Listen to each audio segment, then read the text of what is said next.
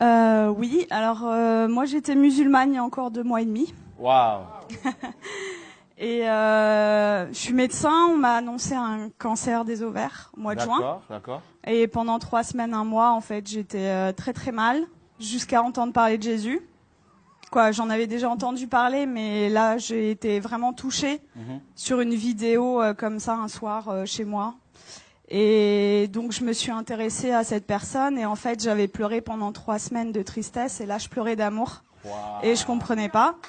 Donc j'ai regardé beaucoup de vidéos témoignages sur Jésus et le soir même, c'était le 11 juillet de cette année 2018, Wow. je me suis mise à genoux dans ma chambre pour la première fois de ma vie devant Dieu et j'ai supplié pendant 20 minutes, Jésus, si tu existes vraiment, moi ça me suffit pas d'entendre parler de toi, je veux te voir. Et je veux te voir d'une façon que plus jamais de ma vie je vais douter de toi. Et en fait, pendant 20 minutes, j'ai attendu, j'ai supplié à genoux. Et il s'est rien passé, je suis retournée dans mon lit. Et là, j'ai entendu une voix qui me disait « Retourne-toi ». Et j'ai fait ma rebelle. J'ai dit « Mais il y a rien, il y a un mur blanc derrière moi ». Et j'ai entendu une deuxième fois « Retourne-toi » de façon très forte. Et là, je me suis retournée. Et en fait, au-dessus de mon lit, j'ai fait plusieurs pas de recul parce qu'il y avait la tête de Jésus, en fait. Wow. Et énorme. Et en fait, dans ses yeux, ses yeux sont pas comme les nôtres en fait. Il y a pas un cercle quoi. Il y a tous les univers dans ses yeux. Et en fait, il m'a regardé, il m'a transpercé le cœur. Et en fait, là, j'ai une urgence intérieure Wow. qui, pour une musulmane, est incompréhensible. C'est-à-dire que c'est pas venu de mon mental. Je devais me faire baptiser le plus vite possible. Oh, wow. Donc le lendemain, j'ai cherché partout où me faire baptiser. J'ai regardé des églises sur Internet. J'étais devant des églises, j'étais là postée. C'était le 12 juillet. Et ça parlait pas à mon cœur. Je disais non, non, non. Les catholiques, les protestants, non, non, non. Et à la fin de la journée, j'ai dit à Jésus, tu m'as donné cette envie-là, donc guide-moi. Et donc il m'a guidée en fait vers des personnes qui font des baptêmes dans des lacs, des piscines, des trucs. Et donc j'ai été baptisée le 13 juillet 2018. Et là, j'ai vraiment vu, parce que en fait, je suis médecin psychiatre, addictologue, et je croyais pas trop aux esprits, tout ça. Et là, j'ai vu des esprits sortir de moi, etc. Wow. Donc j'ai dit.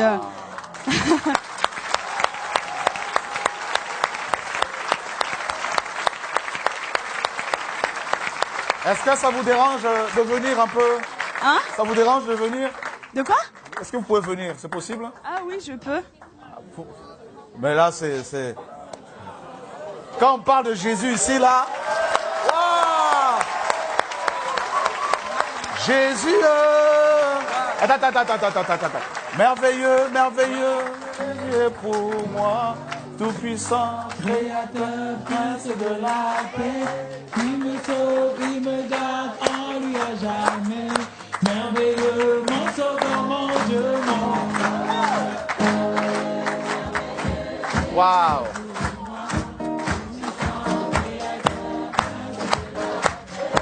Il me sauve, il me garde en lui à jamais. Merveilleux, merveilleux, Jésus est pour moi, puissant, créateur, prince de la paix. Il me sauve, il me garde en lui à jamais.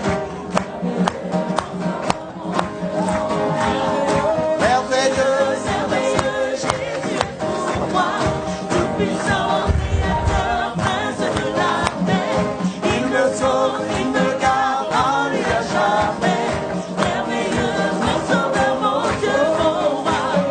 Merveilleux, merveilleux, Jésus est pour moi, tout puissant, créateur, prince de la paix.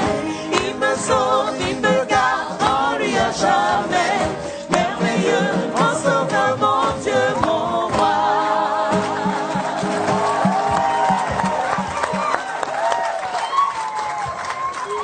Wow. Donc je continue. Donc là, j'ai vu des esprits sortir de moi et je rentre chez moi, c'était le 13 juillet. Et là, dans mon lit, je commence à parler une langue où je comprenais rien. Et là, je dis, mais qu'est-ce que c'est que ça? Et en fait, on m'a dit après, c'est du parler en langue. Mais chez les musulmans, ça n'existe pas. Donc moi, j'avais jamais entendu parler du parler en langue. Et ça a duré 3/4 d'heure, 1 heure. J'ai parlé une langue où je comprenais 0 mot. Et en fait, j'ai senti une énergie remonter de mon ventre. Et je prenais comme ça. Et je jetais, en fait. Ça a duré 3/4 d'heure, 1 heure. Et là, au bout de 3/4 d'heure, 1 heure, j'ai arrêté de parler. Et j'avais des douleurs depuis 4 ans, tous les jours. Et là, pour la première fois depuis 4 ans, plus aucune douleur.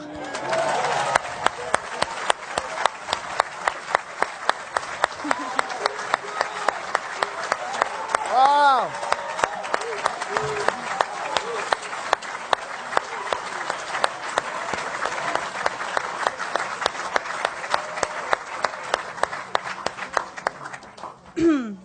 Et donc là, j'ai dit, ok, je suis guérie, c'est bon. J'ai pris rendez-vous chez mon gynéco le 17 juillet. Et j'arrive et je lui montre les examens complémentaires, les marqueurs tumoraux, l'IRM pelvienne. Et il me dit, bon, écoutez, alors c'est une maladie très sévère. On va opérer, on va faire un traitement, etc. Et là, je le regarde avec le sourire et je lui dis, vous savez pas ce que je vais vous dire? Je suis guérie. Et là...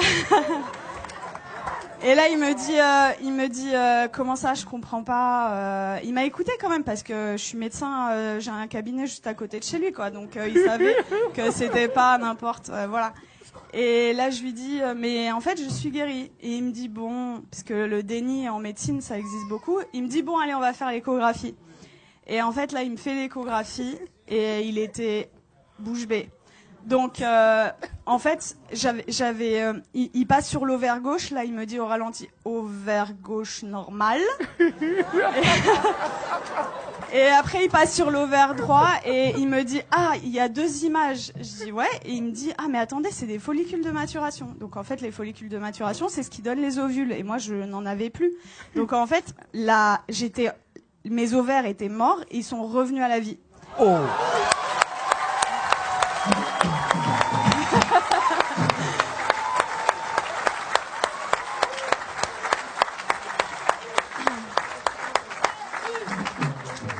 Et là, il retire la sonde et il me dit, vous vous rhabillez, vous allez m'expliquer ce qui s'est passé. Et du coup, je lui raconte en gros que j'ai rencontré Jésus 6 jours avant, qu'il m'a guéri et tout. Et il me dit, bon, écoutez-moi bien. Moi, je crois en Dieu, donc je pense que c'est possible. Je suis juive, donc je pense que c'est possible. Mais vous êtes médecin, attention, gardez ça pour vous. Et là, je lui ai dit, j'ai rigolé. Je lui ai dit, c'est impossible. Je lui ai dit, je veux que le monde entier...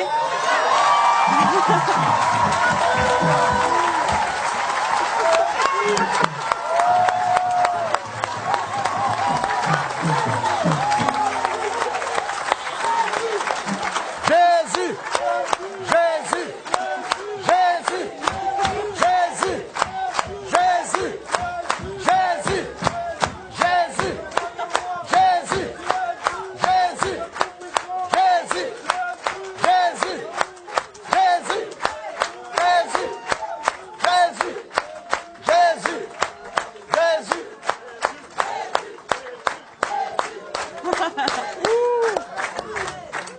Je lui ai dit, je veux que le monde entier sache que Jésus est vivant. Et il m'a dit, bon, ok. Et il m'a fait mon compte rendu d'échographie, qui était normal. C'était un plaisir pur. Et il me le rend. Et là, il me dit, est-ce que je peux vous faire la bise au lieu de me serrer la main? Je dis, bien sûr. Et il me prend le visage et il me dit que Dieu vous garde. Et en fait, ce que je raconte partout autour de moi, c'est... Tout à l'heure, le frère disait que vous aviez vécu au Cameroun l'acte des apôtres. En fait, c'est ce que je vis tous les jours, quoi. Et c'est-à-dire que je travaillais que en cabinet. Le Seigneur m'a amené à travailler à l'hôpital, aux urgences. Et en fait, je vois des cas psychiatriques sévères. Et ma première garde après mon baptême, les infirmiers, le geste qu'ils ont fait le plus dans la nuit, c'était ça. Ils y croyaient pas, en fait. Il y avait que des miracles. Toute la nuit. Ils ont pas compris.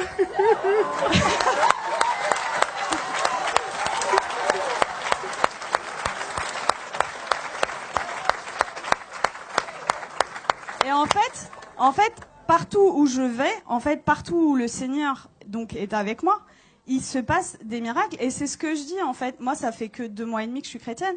Et je vois les frères et sœurs, ils osent pas parler de Jésus. Ils ont limite honte de lui. Je dis, mais oh! Moi, je vais au salon de coiffure, il y a des coiffeuses qui sont guéries. Je vais à la boulangerie, à la boulangère.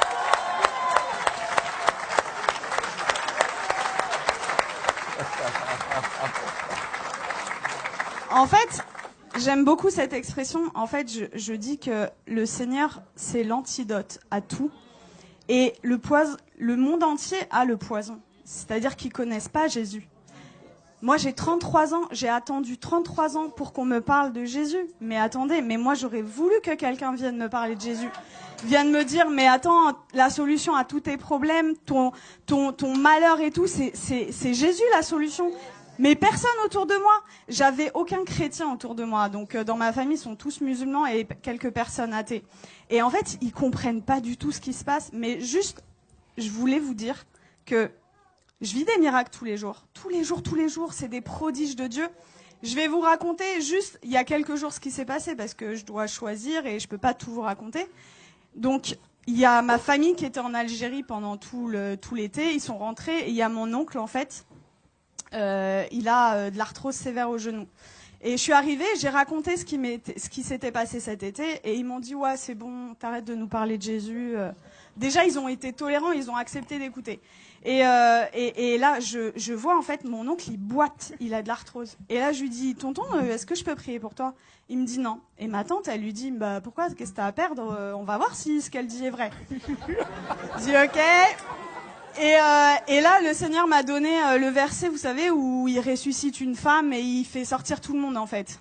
Donc, en fait, j'ai pris mon oncle, je l'ai sorti du salon, et j'ai prié pour lui, et en fait, je lui dis, t'as mal à combien? Il me dit, à 7/10. Il boitait. Et donc, je prie le Seigneur, et le Seigneur le guérit. Il me dit, mais j'ai plus mal du tout. Et là, il commence à courir dans toute la maison.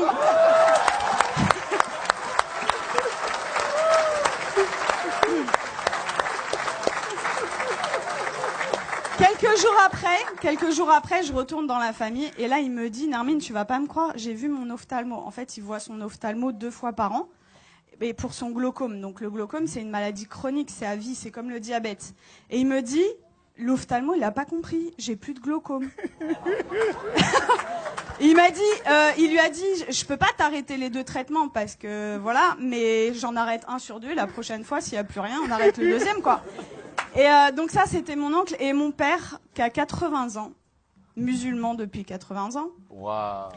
J'ai été le voir, ça faisait très longtemps que j'étais pas allée le voir, au moins 6 mois, 1 an. J'ai été le voir jeudi dernier. Et en fait, je lui ai raconté ce qui m'est arrivé. Il a été guéri. J'ai prié pour lui. Il a été guéri de ses acouphènes, c'est des bourdonnements. Il avait depuis 10 ans, plus d'acouphènes. Il avait mal au dos, il pouvait pas sortir sans ceinture. Plus de ceinture. Je l'ai sorti sans ceinture. Il voyait double, il avait une diplopie. Il voyait double quand il mettait pas ses lunettes. Plus de diplopie. Et là, au bout de 2 heures, il me dit, c'est bon, je me donne à lui.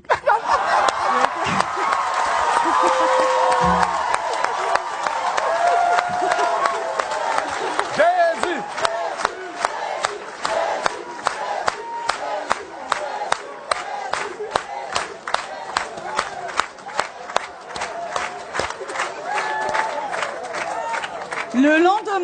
Le lendemain, donc c'était vendredi là, non, c'était pas hier, c'était vendredi dernier.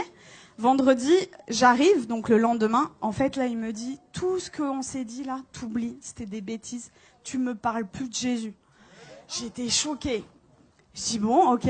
Et là, dans ma tête, au bout de 2 minutes, je dis non, ça va pas se passer comme ça. Et ça, vraiment, les frères et sœurs, c'est un truc hyper important. Vous priez, mais il faut proclamer aussi ce qui est écrit dans la parole. Et donc, dans ma tête, j'ai dit, je proclame qu'il appartient à Jésus. Je proclame qu'il appartient à Jésus. Et donc, j'ai proclamé. Et là, il me dit, j'ai la tête lourde et tout. Et j'ai dit, j'ai vu l'opportunité. Je dis, je peux prier pour toi? Et il me dit, non, tu m'approches pas. Et donc, en fait, 3 fois d'affilée, en 1 heure, peut-être 3 fois, je lui ai proposé. La 3e fois, il me dit, ça prend combien de temps? Je lui dis 5 secondes. Je dis ok. Il me dit ok. Donc, je mets ma main comme ça, je chasse les esprits au nom de Jésus. Et là, il éternue, mais de façon disproportionnée. Et là, il me regarde et il me dit, c'est parti. Je dis, ah ouais?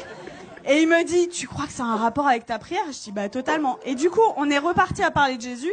Je l'ai sorti, on est parti manger ensemble. Ça faisait 20 ans, ça faisait 20 ans qu'on n'était pas sortis ensemble. Et en fait, je lui ai parlé du baptême dans l'après-midi.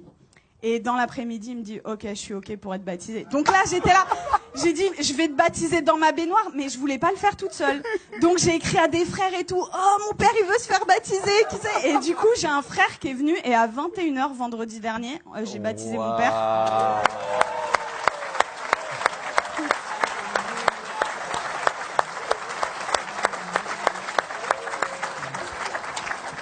Et voilà, pour vraiment vous dire que rien n'est impossible. Il a 80 ans, il est musulman, jamais. Alors après ma conversion, le Seigneur m'avait donné une vision où je baptisais mon père. Je disais ok Seigneur, mais waouh. Et en fait, ça s'est passé quoi. Donc vraiment, ne perdez pas espoir avec vos familles. Tout est possible. Pour nous, c'est impossible, mais pour le Seigneur, c'est possible. Et voilà, vraiment, votre vie, ça devrait ressembler au lac des apôtres, quoi. Donc vraiment, n'ayez pas honte de parler de Jésus. Qu'est-ce que ça va vous coûter? Vous passez à la boulangerie. Vous savez, moi, je suis dans ma voiture et même sur le périph', j'ai des gens. En fait, je loue le Seigneur. J'ai effacé toutes mes musiques du monde là et j'ai mis des louanges. Et donc je chante et tout, et même sur le périph', il y a des gens, ils passent sur le périph', ils me font comme ça, et moi j'ouvre ma fenêtre et je leur dis Jésus est la réponse. Et voilà, et en fait, ça franchement, si moi, en tant que médecin et venant d'une famille de musulmans, je prends le risque, vous qui avez votre famille, etc., qui croyez, mais osez quoi, parler de Jésus tout le temps, parce que voilà, j'ai une image qui m'était venue, c'est limite non-assistance à personne en danger, en fait, de pas parler de Jésus. C'est l'antidote des antidotes à tout, et vraiment, quand vous découvrez un antidote et que quelqu'un en face de vous a le poison, ben vous gardez pas l'antidote pour vous, quoi, c'est égoïste. Donc il faut le partager. Wow. Voilà. Et tout à l'heure, je suis arrivée, j'ai parlé avec Laurent et ça m'a beaucoup touchée parce que quand j'étais petite, en fait, quand on me demandait quel métier tu veux faire, je disais Mère Teresa. Et dans une famille musulmane, vous imaginez, et ils m'ont dit non, ça va pas être possible. Non, tu vas changer, tu changes. Et du coup, j'ai dit bon bah ok, je veux être médecin. Et en fait, c'est incroyable comment le Seigneur il est en train d'organiser les choses. Et du coup, quand Laurent m'a parlé d'orphelinat tout à l'heure, je sens que j'ai un appel fort Amen. Pour ça. Et voilà, on verra comment le Seigneur fait les choses. Mais voilà, Dieu vous aime beaucoup et croyez. Alléluia.